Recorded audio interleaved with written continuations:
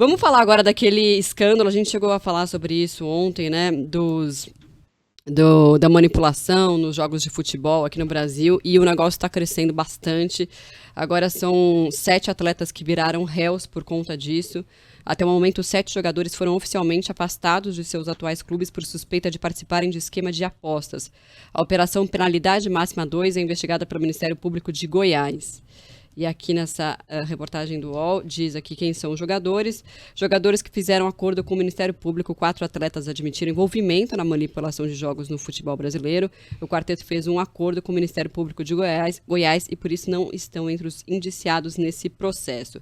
E são vários clubes grandes, viu, Sidney? E aí a CBF cogitou-se, né, a possibilidade, tem uma matéria aqui do UOL, e eu abri coisa errada, foi...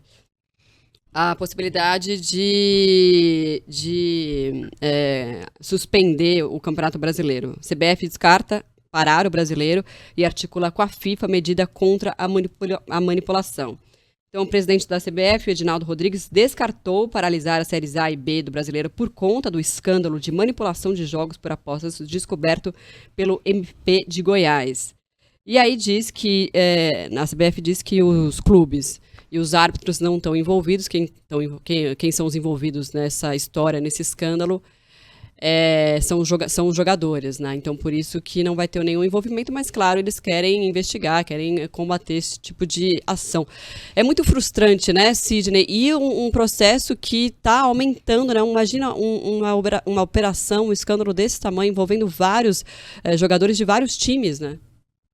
Bom, Marcela, qualquer que seja o segmento, qualquer um, né? Ele só sobrevive se tiver respeitabilidade, se tiver credibilidade, se tiver uma reputação reconhecida pelos demais. Então, você não pode colocar em risco a reputação. Claro que daqui a pouco alguém vai dizer, não, mas foi um caso localizado, foram 6, 7, 8 envolvidos, né? Porque estamos falando aí de um jogo em que aqueles que apostam e apostavam queriam manipular o resultado e para isso partiram para comprar, vamos dizer assim, os jogadores e os seus atos para praticar forçar uma expulsão, ou para fazer um pênalti inconsequente para facilitar a vitória do outro, porque isso ajudaria, né, no jogo escuso e criminoso desses apostadores. Em alguns casos deram R$5 mil adiantadamente, prometeram depois dar mais 45, em outros casos era R$15 mil, R$30 mil, os valores eram variados conforme o jogo, conforme o volume de apostas, né, daqueles interessados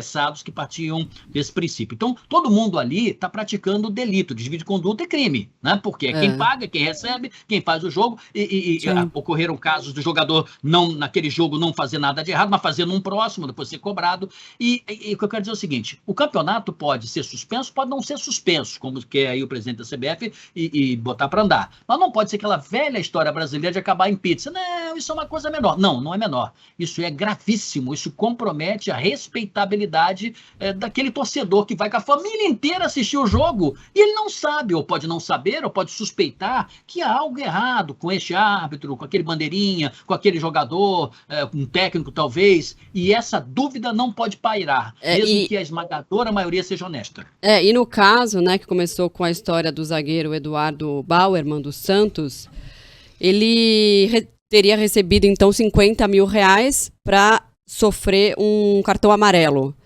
E ele não sofreu o cartão amarelo. E aí o apostador, né, o UOL teve acesso aos prints, né, das mensagens, discutiu com ele e tal, e aí a dívida para o apostador ficaria em R$800 mil porque ele não cometeu a ação ali que daria o cartão amarelo para ele, né? E aí ele falou assim, em determinado momento, que eu até achei curioso, só para a gente falar e exemplificar para quem não tá por dentro da história.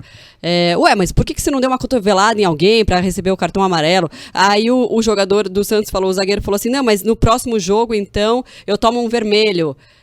Para compensar esse prejuízo, mas aí ele, não, mas não tem como, não sei o que, tal, enfim, rolou essa conversa, né, pra gente entender o nível do negócio, né, e outra, né, imagina um jogador se envolver num esquema desse, realmente é muito frustrante, né, eu e a Thaís não acompanhamos, não sei se você acompanha futebol. Não acompanho mais, eu já acompanhei, né, como boa corintiana, eu já acompanhei, já fui muito estável. Mas é frustrante, né? Mas é frustrante, olha, tem uma notícia agora de último momento, o Flávio Dino, ministro da Justiça, foi para as redes sociais dizer que está determinando a instauração de inquérito da Polícia Federal para as investigações legalmente cabíveis. Flávio Dino foi ao Twitter, diante de indícios de manipulação de resultados em competições esportivas com repercussão interestadual e até internacional. Estou determinando hoje que seja instaurado inquérito na Polícia Federal para as investigações legalmente cabíveis.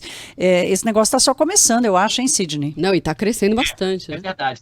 Apesar do universo ser, né, o enredo ser no mundo do futebol, isso é um crime que pode acontecer em qualquer outro setor, né? Eu penso que a punição rigorosa, a investigação absolutamente transparente, profunda, fundamental, ela precisa ser feita, né? Agora, repare, já que estamos falando de futebol, o topo do futebol é a FIFA, né? E nós todos acompanhamos nos últimos 15 anos as maiores barbaridades praticadas pelos cartolas dirigentes da FIFA, né? Tem documentários aí com detalhes, muitos foram presos, outros foram, e ainda estão respondendo, Os cartolas todos foram ver o sol quadrado, né? Exato. Então, o que estamos falando é o seguinte, é fundamental para a credibilidade, respeitabilidade, para a reputação do business e do negócio e do esporte futebol, como poderia ser qualquer outra coisa, que as pessoas digam assim, olha, correu desvio de conduta, mas eu senti firmeza. Tem que sentir firmeza, porque se for assim, deixa para lá, vai se repetir isso para sempre. E olha, eu estou vendo aqui também o Natan, que foi do Fluminense e hoje está no Grêmio, ele fez um pronunciamento oficial, depois dele ser mais um dos jogadores citados na operação do Ministério Público de Goiás, dizendo que ele falou, olha, o atleta Natan comunica que as recentes notícias observando no caso de manipulação, ele foi procurado pelos aliciadores, mas não aceitou as propostas diante da sua ética profissional e seriedade com o futebol. Portanto, havia uma forma, né? Não aceito, não quero, obrigado por ter me procurado, mas não quero contato. Acabou. Mas outros aceitaram. Né? Nossa, e cresceu bastante a história, não tinha visto essa notícia, saiu agora, né? Saiu agora, mas eu tô de ajudante de ordem aqui. Não, ajudante de ordem tá pegando mal hoje. Tá. Não, desculpa. Melhor não, pode fraudar a carteira de vacinação. Não vou fazer isso com você não, minha querida. O máximo que eu vou fazer com você é uma selfie.